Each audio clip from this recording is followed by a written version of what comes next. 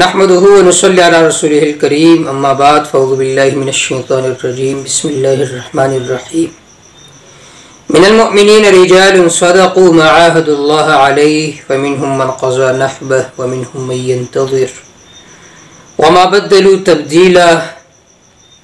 عزیز دوستو، آج بہت ہی غم کی خبر سننے کو ملا۔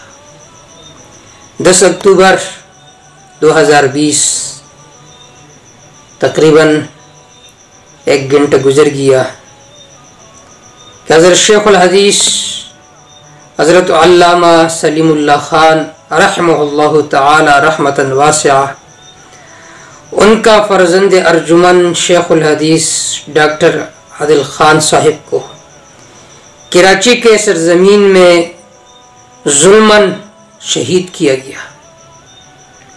عزیز دوستو، مسلمان کے لیے، عالم کے لیے شہید ہونا یہ ایک رحمت ہے، لیکن ہم افسردہ ہے اس بات پر کہ ہم ایک جرأت مند بہادر عالم کے بیٹے سے محروم ہو گئے۔ وہ لوگ تو باکمال تھے، چلے گئے غیرت کے ساتھ زندگی گزار کر۔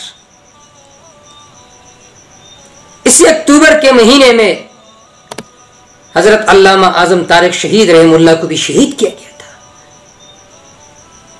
اور وہ بھی عظمت صحابہ کے عالم کو بلند کرنے کی جرم میں۔ اور حضرت ڈاکٹر عادل کو بھی شہید کیا گیا عظمت صحابہ کے عالم اور جھنڈے کو لہرانے و بلند کرنے کی وجہ سے۔ تو ان دونوں میں یہ مشابہت پائی جاتی ہے۔ وہ تو باکمال لوگ تھے، من المؤمنین رجال صدقوا ما عاهدوا اللہ علیہ۔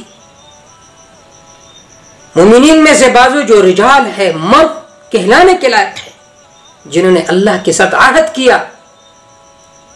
فمنهم من قضى نحبه، بس تو ہوتے جو شہید ہو گئے، اپنے مقصد میں کامیاب ہو گئے۔ ومنهم من ينتظر، بعض وہ ہے جو ابھی بھی انتظار میں بیٹھے ہیں۔ تو حضرت ڈاکٹر عادل خان شہید رحمہ اللہ کی شہادت یہ پوری امت کے لیے بہت بڑا سانحہ ہے، پھر خصوصاً پاکستانیوں کے لیے، کراچی والوں کے لیے۔ طلباء یتیم ہو گئے، علماء یتیم ہو گئے۔ وہ تو کمال کو پہنچ گئے، لیکن انہوں نے ہم کو یتیم چھوڑا۔ اور ایک قیامت کی علامات میں سے ایک علامت ہے کہ جو نیک لوگ ہیں وہ جائیں گے، پیچھے نہ اہل رہیں گے۔ ان اللہ لا يقبض العلم انتزاعا، حدیث پاک میں آتا ہے اللہ تعالیٰ علم کو 1 منٹ انتزاع نہیں کھینچتا کہ یک دم علم ختم ہو جائے، ولا کہ یقبض العلم بقبض العلماء، علماء اٹھتے چلے جائیں گے تو علم خود بخود ختم ہو جائے گا۔ اسی وجہ سے محدثین نے لکھا ہے ذہاب العلم بذہاب العلماء، علم کا اٹھ جانا کس طرح ہوتا ہے؟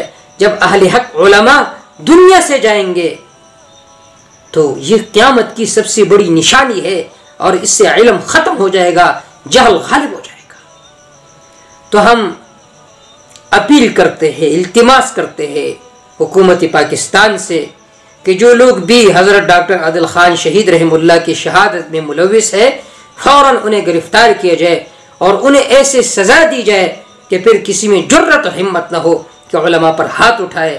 ہماری دعا ہے کہ حضرت ڈاکٹر عادل خان شہید رحمہ اللہ کی شہادت کو اللہ قبول فرمائے، ان کے جتنے تلامذہ ہیں ان کو صبر جمیل عطا فرمائے، اور ہمیں اپنے ان اکابر کے نقش قدم پر چلنے کی توفیق عطا فرمائے۔ اما توفیق الا باللہ، علیہ توکلت و الیہ انیب۔